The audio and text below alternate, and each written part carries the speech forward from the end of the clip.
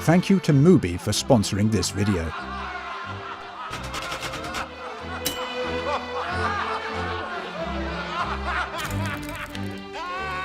If we are to try and unlock the humour of the Coen brothers, we'd find the first clue scribbled on a shabby piece of paper in the Hudsucker proxy.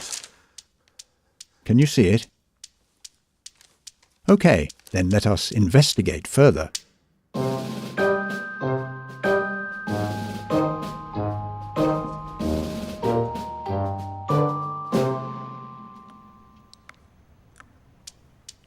This cyclical contour is the design for a visionary child's toy. You know, for kids.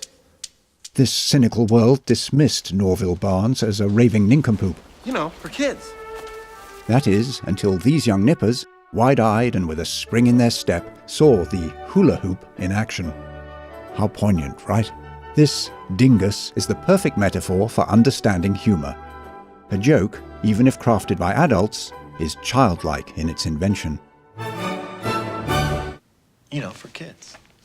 Now, if we were to ask you what technique made the hula hoop setup work, what would you reply? It's, The answer, of course, is repetition. you know, for kids. The dinkus is quite simple, really.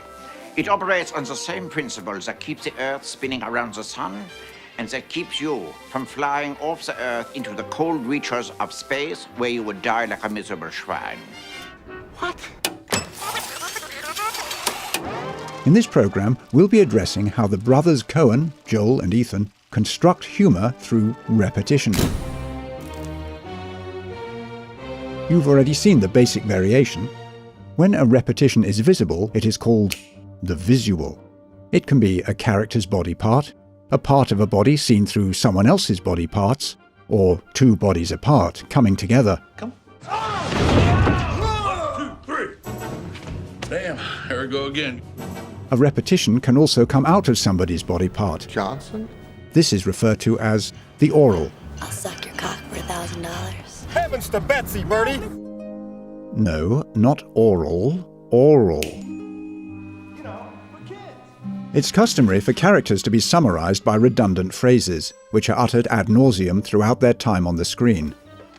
So what have I done? I haven't done anything. Yes. We haven't done anything, and Repetition creates verbal motifs that are approximately the character's catchphrase. Fucker. He's a fucker. Both fuckers. give me that fucker. Am I wrong? Well, Am I wrong? yeah, but I wasn't. Am I wrong? Am I wrong? We gon' nail yo. I'm gon' nail your ass. Yo, I'm gon' nail your ass. Yo. Are we still on track? There's visual and oral. Buddy, say buddy. Now, let's combine the two. My name is Chet. This technique is cited as Dapper Dan's paradigm. An oral repetition, a character's vanity in this instance, can have its ultimate punchline expressed visually. How's my hair? My hair. Dapper Dan. I'm a Dapper Dan man. Now, this stew can be spiced up by the inspired work of sound designers. Let's say a character gets up, runs across a table, crashes through a window, and plummets to his death. Then Earth continues to spin, time marches on, until we get a similar setup with just a slight twist. See if you can catch it. And I'm ruined. The old switcheroo.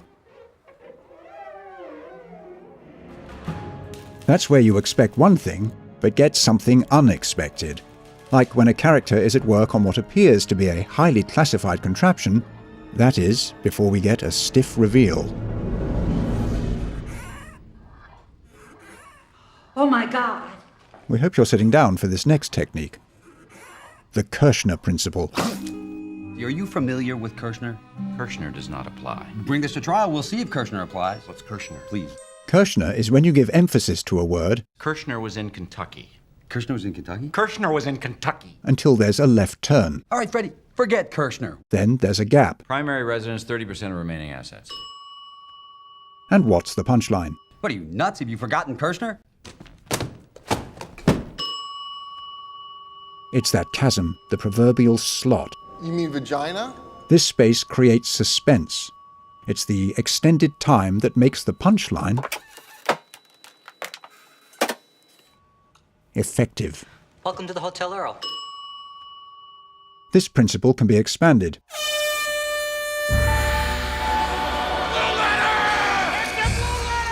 In this example, the letter and its colour are mentioned quite frequently.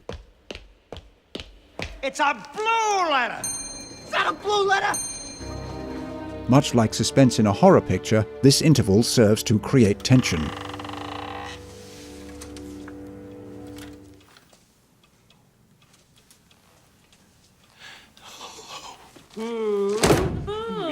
If we had an appointment.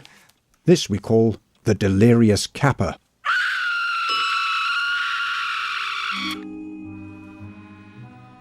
The punchline to this technique was a scream, but there are other ways to cap it off. In this scene, the setup is the same. Yeah. Papa, Papa, I got the prize from the sister. Papa, Papa, I got the prize from the sister. Yeah. Then there's a gap Of course, then there's no reason Papa, for that. Papa. before the punchline. Shut up! It's a technique called the Kirshner principle. If you're feeling confused right now, fear not. We're simply trying to illustrate a specific repetition known as the perplexion paradox. Yes, that's the word. Oh, sorry, it's suddenly become gibberish to me. Perplexion. No, that's a real word. This is when you repeat a word so often and with enough variations that it becomes perplexing. Have you sat before her before? Before her before or before she sat before? Before her before. I said before her before. No, you said before she sat before. Well, I did it first. Look. Those are homonyms, wreaking havoc on comprehension. But not before her. That's homonyms, not to be confused with chinomens. Woo? Yeah. Apologies, synonyms. That's the preferred nomenclature. Micturated upon in this fair city. Piss on your rug. I'll ask you again. Did I urinate on your rug? No, like I said, woo, or peed on my rug. Mir sir, my sir? Mir, så meise, sir. Very uncertain. Let's not get lost in translation, because when we do, we engage in what the French like to call le croissant. I am the concierge of Les Pantalons Rouges at Bad Godesberg in the canton of Uri. This is the repetition of expressions in multiple languages. And she was a guest of the red trousers. In plain English, though, Yeah? a word Yeah. or a phrase, mundane at first, Keeps doing that. What's going on? can take on a higher meaning over time. What's going on? What's going on? What's going on? What's going on? The uncertainty principle. It proves we can't ever really know what's going on.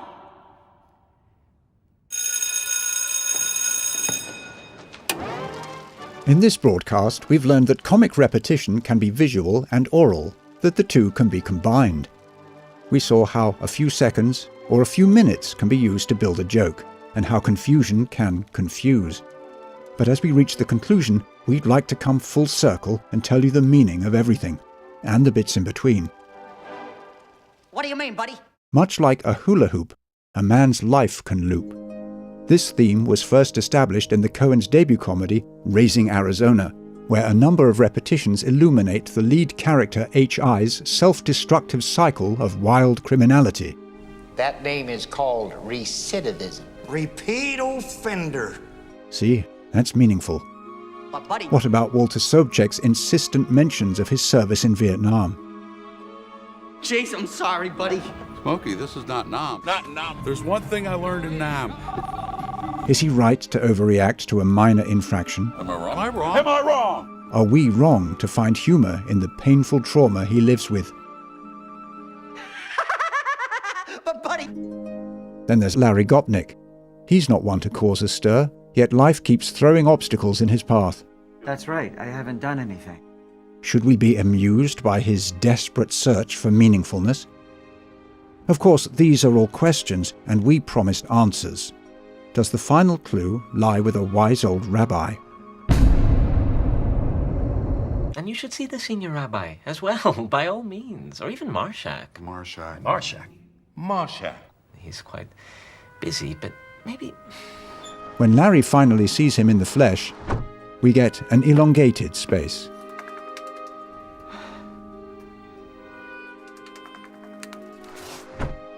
And what's the cosmic punchline? The rabbi is busy. This technique we call the Kirshner principle.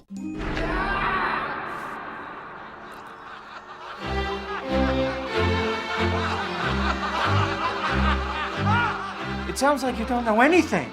Why even tell me the story? First I should tell you, then I should.